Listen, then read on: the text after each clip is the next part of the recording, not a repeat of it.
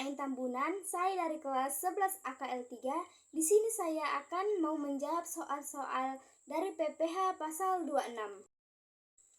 Yang pertama yaitu soalnya, jelaskan pengertian PPH pasal 26.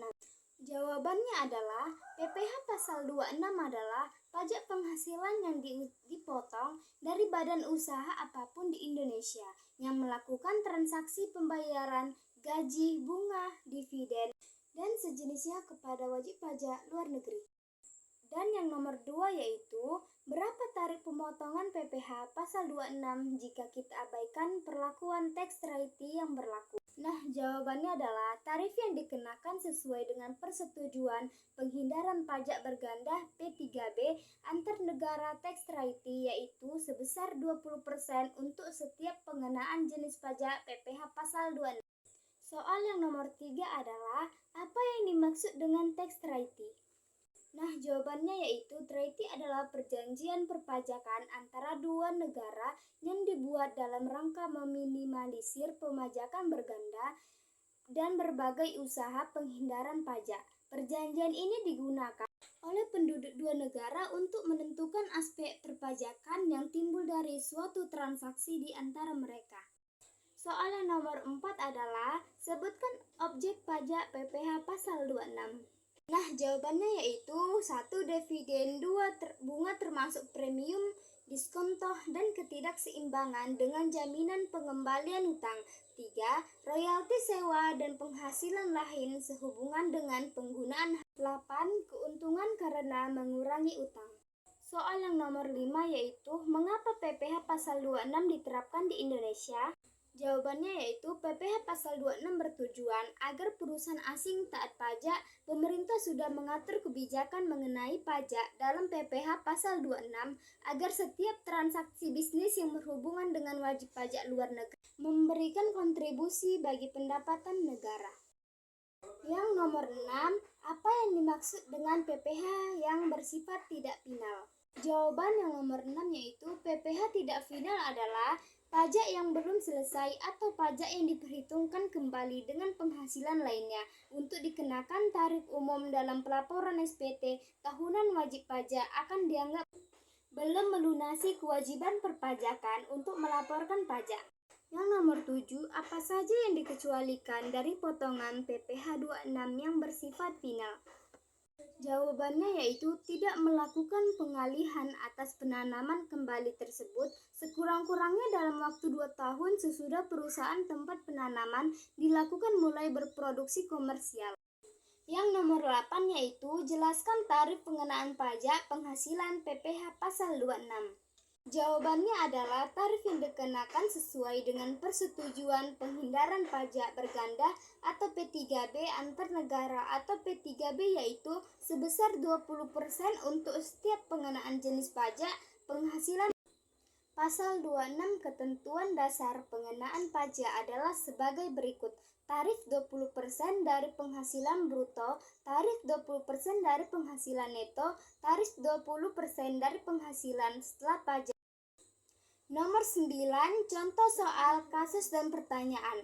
Ellen Edison yang adalah seorang warga negara Inggris yang memiliki 25% saham atas PT Jaya Raya Indonesia. Tahun ini Alan menjual seluruh sahamnya senilai 8 miliar kepada Charles, seorang warga negara Argentina. Asumsikan tidak ada P3B antara Indonesia dan Argentina serta Inggris sehubungan dengan transaksi tersebut. Hitunglah PPH pasal 26 dari transaksi tersebut. Jawabannya PPH pasal 26 sama dengan 20% dikali 25% dikali 8 juta, hasilnya 400 juta bersifat final. Yang nomor 10, contoh soal kasus dan pertanyaan. Seorang atlet dari Cina yang ikut mengambil bagian dari perlombaan lari maraton di Indonesia berhasil meraih juara dan memperoleh hadiah uang tunai sebesar 1 juta. Atas penghasilan dari hadiah tersebut dikenakan PPH pasal 26. Hitunglah PPH pasal 26. Jawabannya yaitu PPH pasal 26 sama dengan 20% dikali 1 juta sama dengan 20 juta. Maka atas penghasilan yang terima oleh atlet dari Cina tersebut akan dipotong PPh pasal 26 sebesar 20 juta. Selanjutnya, contoh soal kasus dan pertanyaan soalnya yaitu penghasilan kena pajak bentuk usaha tetap atau BUT di Indonesia pada tahun 2015 sebesar 17 miliar 500 juta. Pajak penghasilan yang harus dibayarkan yaitu sebesar 25% dikali 17 miliar 500 juta sama dengan 4 miliar 375 juta. Penghasilan BUT setelah kena pajak yaitu sebesar 13 miliar 125 juta. Hitunglah PPh pasal 26. Jawabannya yaitu PPh pasal 26 yang terutang sama dengan 20% dikali 13 miliar 125 juta sama dengan 2 miliar 625 juta. Apabila penghasilan setelah pajak sebesar 13 miliar 125 juta tersebut ditanamkan kembali di Indonesia sesuai dengan ketentuan yang telah diatur, maka atas penghasilan tersebut tidak dipotong pajak. Selanjutnya, jelaskan kapan batas waktu penyetoran PPh pasal 26.